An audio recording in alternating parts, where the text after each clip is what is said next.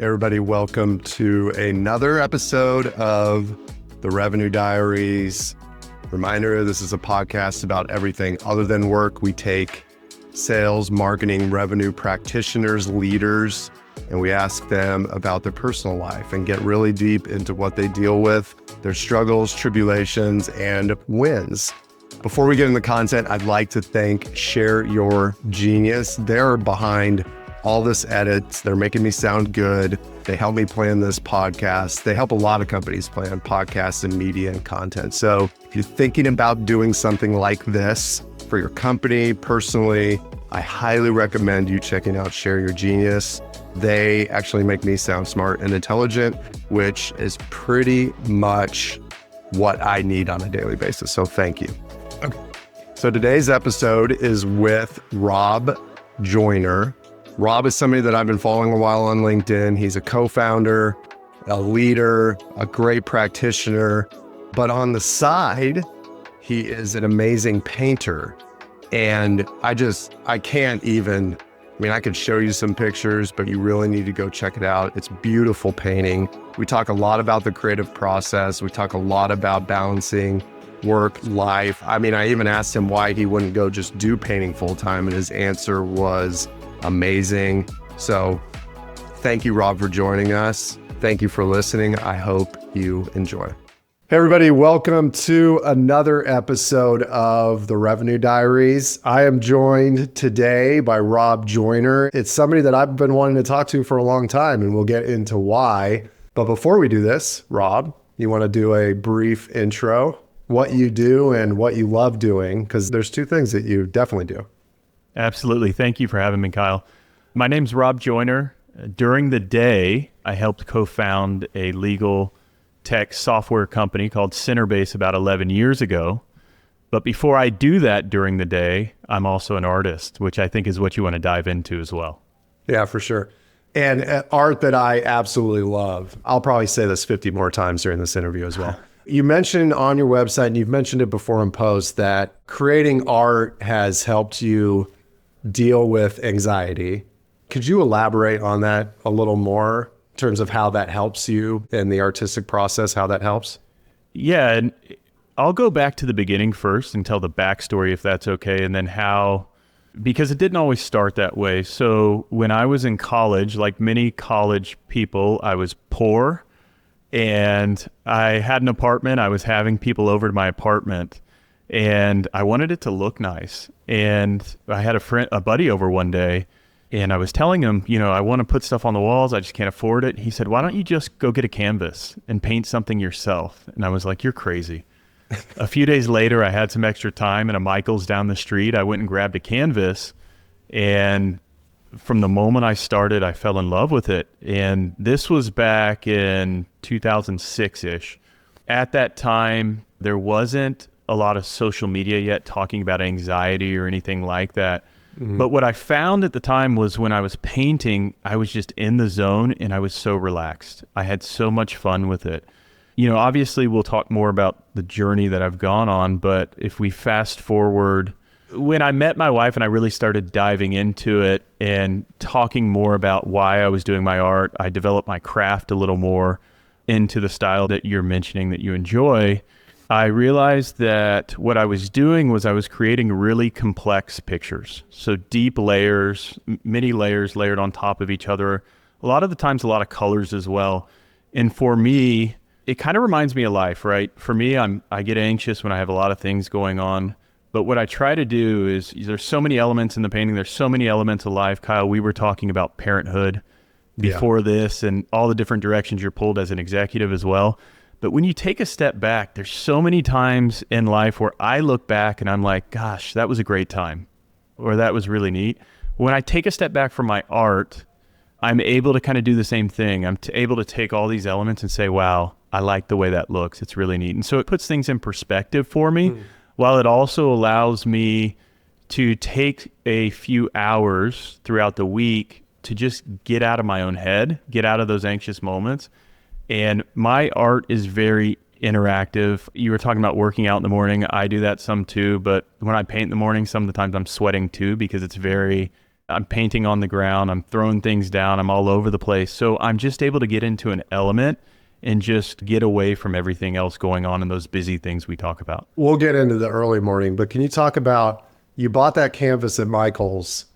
Where did the art start in terms of form, and how did it develop to what you do today? For those of you listening to the podcast, you need to go check out the liner notes so you can go look at Rob's art so you get the picture. But I'm guessing you didn't start with the 3D type. Is that a fair 3D elements? Like, where did it start?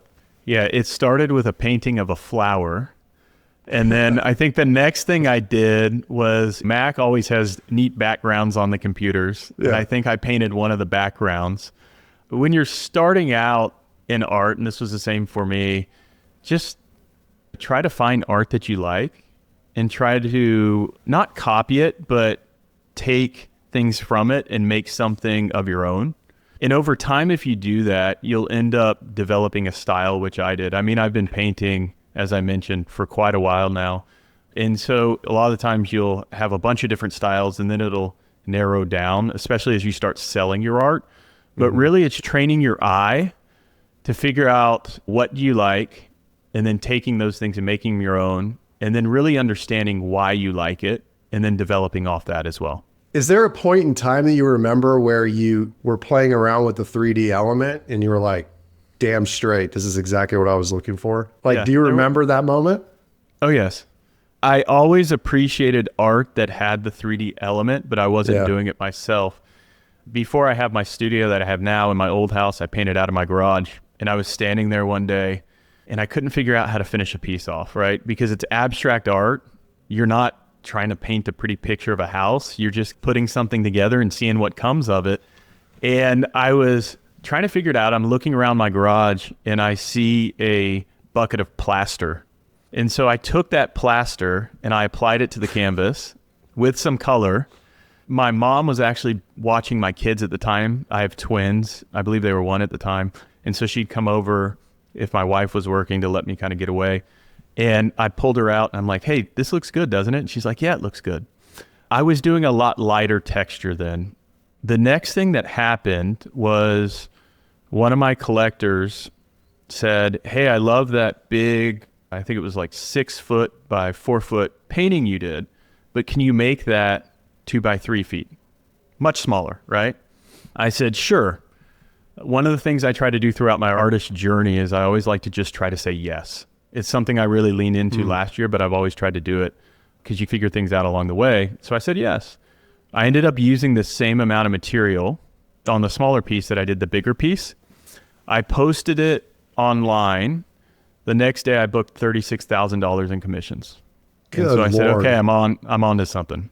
Wow. I am not in the art world at all. For those of you listening, I follow Rob and then some dude who rips apart people's art on Instagram, and that's pretty much it. It's pretty He's much funny. He's funny. I don't want to show up on his I don't remember his Instagram. name. Dude with the beard, right? Yes, and I know some of the artists that he's put on there, and I'm like, please, please, please.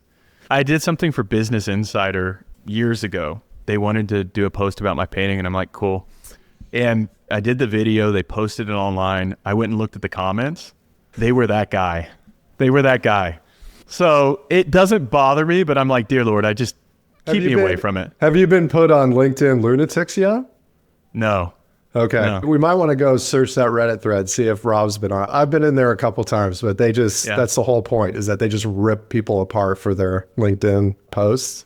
But you do a good job at it. So you mentioned a couple words I don't think many artists can say. A collector called me asking me to do art, and then I booked X amount of money because of it. And now you're showing, you recently had an art show at a gallery, right? When was the first time you had a gallery opening? You need to tell me the right terminology here. Sure. So again, when my kids were really young, when I started selling my art, it was all direct. And then it started to really build my confidence. And my kids, again, I think this was when they were 1 or 2. I got this itch to get in galleries. I thought I was good enough. And I wasn't. But I took all my art. I found a friend that knew a gallery owner. It's a well-known gallery here in Dallas. And I said, hey, can you help me get my art in front of so-and-so? And she's like, sure. So the gallery owner agreed for me to bring my art in. So I bring my art in on a Saturday morning before the gallery opens. I line it up in the gallery. She's not there yet. I take pictures of it. I'm like, this is my big moment. And I'm so excited. She sits down and she says, your art's not that original. I've seen it before, and you don't have an art degree. Good luck getting in a gallery. Is basically what she said. And I walked out with a big smile. Yeah, I walked out with a big smile on my face, though, because I was like, you know what? I'll do it on my own. Yeah. And so the reason I bring that up is because for years, I hosted my own shows. I would get 100, 150 people, and I'd use my selling skills and my marketing skills to get 100, 150 people in, and I'd host my own shows. I never really wanted to work with a gallery. I did 3 shows in 2024. Actually, 2, and then I just did the gallery show in January. It was my first gallery show, formal gallery show, and it took me about a year to agree to it. It's a gallery down the street from my house, and she and I built a relationship, and I said, fine, let's do it. And it's been a lot of fun. That's a different direction than I thought you would take. Have you heard from the other gallery owner? And should we have her on the podcast? No. Galleries, I think I can say this. I believe the gallery model overall is broken. I mean, I agree with you. You can spin up a business. So everybody on LinkedIn talks about it, right? You can spin up a business, do it yourself. You get to a certain point where you need to look at different sales channels. And that's where I decided to start partnering with the gallery again. I don't think it's necessary. I'm not going to go back to her. Yeah, well, you built the relationship though, right? You built the relationship with that gallery. You trust that person. That makes sense to me. We're going to pivot a little bit. You mentioned that a lot of your painting takes place early in the morning. I think I read you've posted about 4 to 7 a.m. I'm also a morning person. How did you establish a routine? I'm guessing kids had to do with it a little bit, but what benefits does it have for you in the creative process to do it early in the morning? One thing about creativity is you have to show up, right? People think it naturally comes, and it's not true, right? You know this as a marketer. Right. You just need to show up and it happens. For me, I wasn't really an early morning person before 2 years ago. When we moved into a new house, I didn't have a great place to paint. And so I built a studio. And I said, if I was going to spend that much money building a studio, I had to commit to being in the studio. And with kids, as they grow up and they do sports and you're on work trips all the time, the only consistent time I could find was before everybody woke up. So I wake up at 4 most days. I'll play basketball a few days a week to get some exercise in, but I come into my studio, I paint for a couple hours, and that's just my me time. And I've stuck to that for quite some time, and it's paid off. So what time do you go to bed? I need my 8 hours. Sometimes it's 8:30 or 9 at night, and I have no problem with it. 9 p.m. I am asleep by 9 p.m. I cut out TV. I cut out like the series, all the Netflix series. I cut a lot of that out. I mean, you have to make sacrifices. This will happen to me almost daily where about 3 p.m. I'm like, I really need to watch Severance. I'm going to do it tonight. And then 8 p.m. comes around when we're putting the kids down and reading them. I'm like, nah, not going to happen. And that happens every day. And I still can't get around to watching these shows because you don't have the time. It's about prioritization. And the episode before this is with a woman named Elaine Zelby, who's a co-founder of a company called Tofu. So it's like AI, but she's hyper prioritizes her time because she has kids. She's a co-founder of her company. Her husband is also a co-founder of a company, of a startup. Wow. So she's like ruthless prioritization. How do you think about that as you are dealing with kids, painting, you're a co-founder of a business? How do you view that when it comes to just your time? How precious it is? I think about it a lot, my timing and what I need to cut out. A lot of people, my small group of friends would joke that I don't have many friends, and I'm okay with that. Because relationships I know a lot of people, but when it comes to deep friendships, like I don't go out, I don't do things. Same. Because when I'm prioritizing, thing number one for me is being a dad and husband. And then obviously my career, and then art comes below. Friends comes below that, and there's just not enough hours in the day. So I have a tight group of friends and I cut out other things. It's really important to me to prioritize and really plan out my day. Okay, so there is going to come a point in time where your art is going to become more important than your career. That's my assumption at some point. How do you know when that happens? How do you understand when the inflection point is there? For me, I like having both because it gives me balance. When art becomes your full-time career, some of the joy that you experience and what you do now goes away, right? And so for me, maintaining that balance at this time works. And so I don't really have any plans. And quite frankly, if this company, if I were to be done with Centerbase, I'd probably go start something else and still paint on the side. I don't know if I just do art. I've also thought about how do I bring technology and art together. So I'm doing something in alignment, but again, I think I'd still separate those two. I was asked this question recently. What hobbies do I have? And I don't have any. I work, I write about marketing, I read military history books, but that's it. I feel like talking to people like you, I feel like I need to start balancing that. So what do you say to somebody like me who doesn't have a hobby, needs to prioritize something outside of that, and how do they find it? I think the best thing that I've done is for years, I would sit behind the computer like 12 hours a day, just going at it. And I found that a hobby is important to have because it forces you to step away. And some of my best ideas come after I've painted because my energy is different. How would I go about finding a hobby? I have absolutely no clue. So good luck. You might have mentioned this at the beginning, but did you have any type of art growing up? Did you go to school for, you didn't go to school for art? No, I enjoyed art class, but my art always sucked. My freshman year of college, I was an architecture major, which is somewhat similar, but not. Yeah. I basically failed out of that as well. I just kind of leaned into it. So it's mainly based off of your friend telling you to go buy a canvas and you walking into Michael's. And now we're sitting here talking about art that I absolutely love, that you're just really, really damn good at. That's where it started. Yes. And I tend to be, I have an addictive personality. So if I enjoy something or I want to do something, I'm all in. So it probably has something to do with that. I think some of the things I appreciate the most is when people reach out to me and they say, hey, your posts have inspired me to try this. And I've been putting it off for so long. I enjoy music. I enjoy this. I don't have the perfect answer to your question, Kyle, but what I would say is just lean in. Give it an hour a day and just do it. And you never know where it's going to take you. The relationships I've made, I have art in a couple billionaires' houses, right? I'm meeting people. I'm doing a commission right now for a guy that has a 1 of 10 car worth about $8 million in his house, rotating. Yes, just these people and the stories and the learnings that I'm able to get from it. It's been really cool. I feel very blessed. It's been fun. Oh, yeah. I remember seeing that. When they come to you, was his framing like, I want you to paint something that fits with the car? So the picture of the car that I posted is not what he wants me to match. On the other wall, he has a glass wall that looks into his garage, and he has 3 Ferraris there, and he wants me to match those. I mean, it's wild.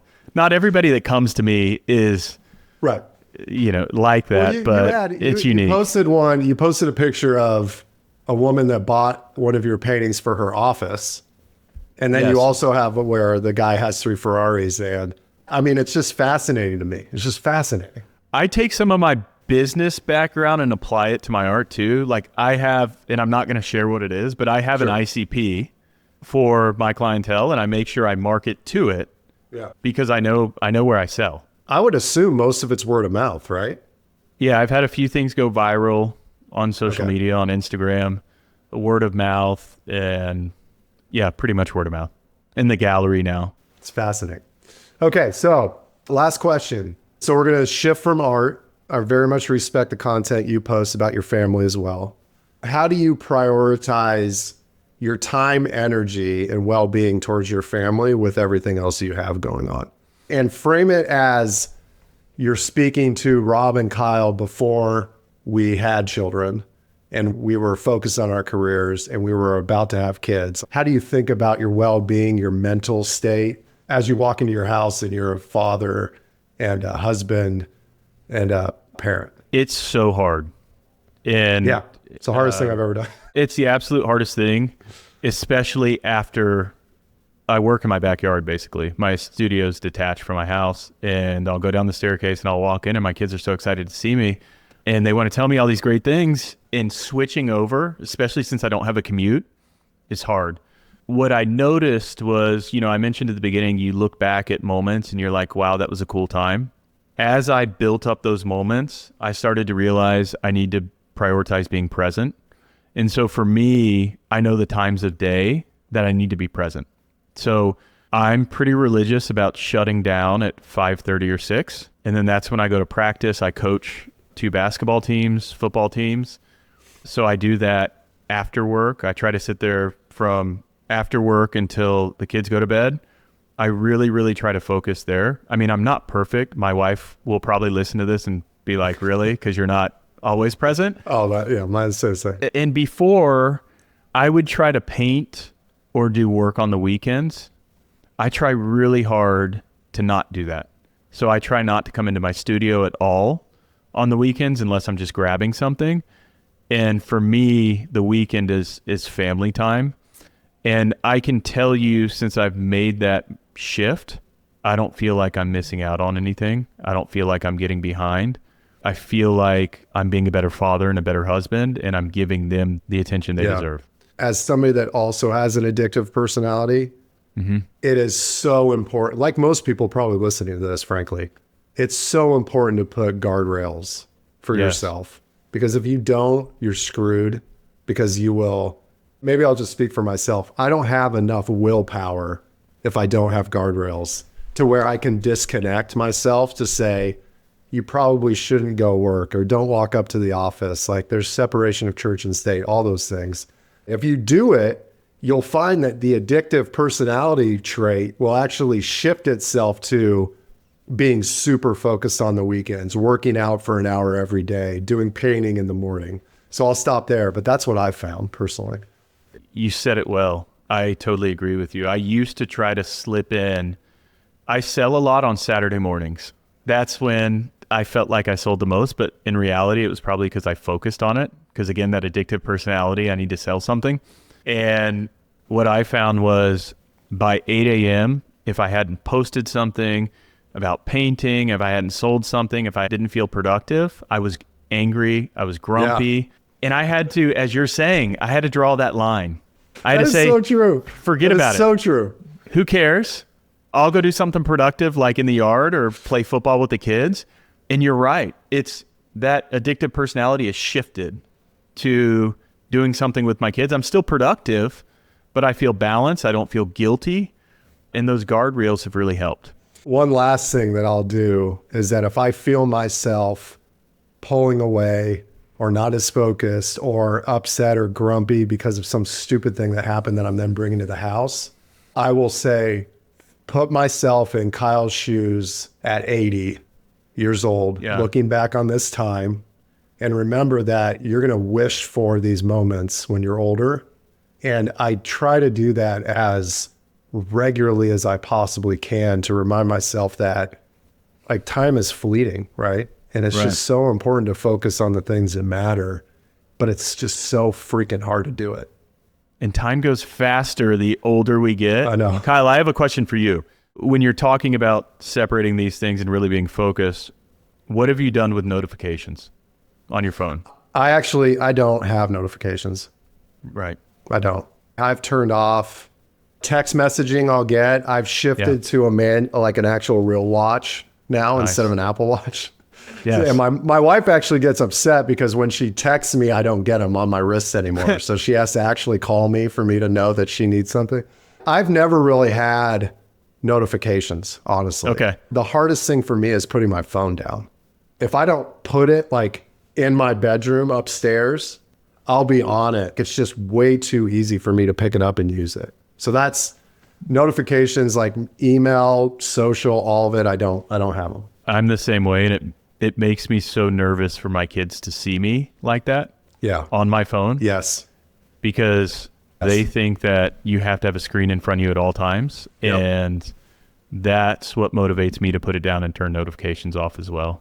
So, yeah, oh man, we could talk for a while about just the screen stuff. There is an interesting book that I'm reading right now called Sovereign Child, and it's about having no rules for your kids. oh, are you going to try it? I have no idea. I'm halfway through the book. Yeah. I need to finish the book, but it's fascinating because it's the exact opposite of how I'm raising my children right now with my wife. So we could probably spend 30 minutes talking about that, but I want to be mindful of your time. Thank you so much for joining me.